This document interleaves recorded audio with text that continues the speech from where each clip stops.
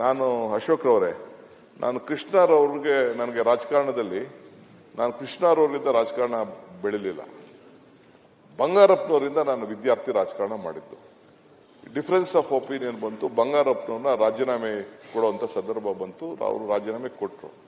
ನಾನು ನಮ್ಮ ಕೊಡಗಿನ ಬೆಳಿಯಪ್ಪನವರು ಇಬ್ರು ಹೋಗಿ ಬಂಗಾರಪ್ಪನವ್ರನ್ನ ಕೇಳ್ದೋ ಏನ್ ಮಾಡಬೇಕು, ಮುಂದಕ್ಕೆ ಏನ್ ಮಾಡಬೇಕು ಅಂತ.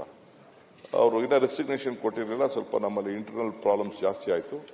ಕೊನೆಗೆ ಇಬ್ಬರಿಗೂ ಬೆಳ್ಳಿಯಪ್ಪ ಇಬ್ಬರಿಗೂ ಬಂಗಾರಪ್ಪ ಹೇಳಿದ್ರು, ನೀವಿಬ್ರು ಹೋಗಿ ಎಸ್.ಎಂ. ಕೃಷ್ಣ ಜೊತೆ ಹೋಗಿ ಅಂತ ಹೇಳಿದ್ರು. ಆಗ ನಾನು ಎಸ್.ಎಂ. ಕೃಷ್ಣ ಅವ್ರ ಜೊತೆ ಹೋದ್ರು. ರಾಜಕಾರಣದಲ್ಲಿ ಅವ್ರು ಇದ್ರು, ನಾನು MLA ಆಗಿದ್ದೆ. ನಮಗೂ ಅವ್ರಿಗೂ ಬೇಕಾದಷ್ಟು ಸಂಬಂಧಗಳು ಮತ್ತೊಂದಿತ್ತು. ಬಟ್ ಪೊಲಿಟಿಕಲಿ ನಾನು ಐಡೆಂಟಿಫೈ ಮಾಡ್ಕೊಂಡಿದ್ದು ಅವ್ರು ನೆಕ್ಸ್ಟ್ ಒಂದು ಪಾರ್ಟಿ ಮಾಡಿದ್ರು ಬಂಗಾರಪ್ಪನವರು. ಅವತ್ತು ನಮ್ಮನ್ನ ಬನ್ನಿ ಅಂತ ಕರೀಲಿಲ್ಲ, ಕೃಷ್ಣ ಅವ್ರ ಹತ್ರಕ್ಕೆ ಕಳಿಸ್ಕೊಟ್ರು. ಅದಾದ್ಮೇಲೆ ಅವ್ರ ಜೊತೆ ಉಳ್ಕೊಂಡು ಈ ಕೊನೆ ಪಯಣದಂದುವರೆಗೂ ಕೂಡ ನಾನು ಅವ್ರ ಜೊತೆಲಿ ಬಂದಿದ್ದೇನೆ.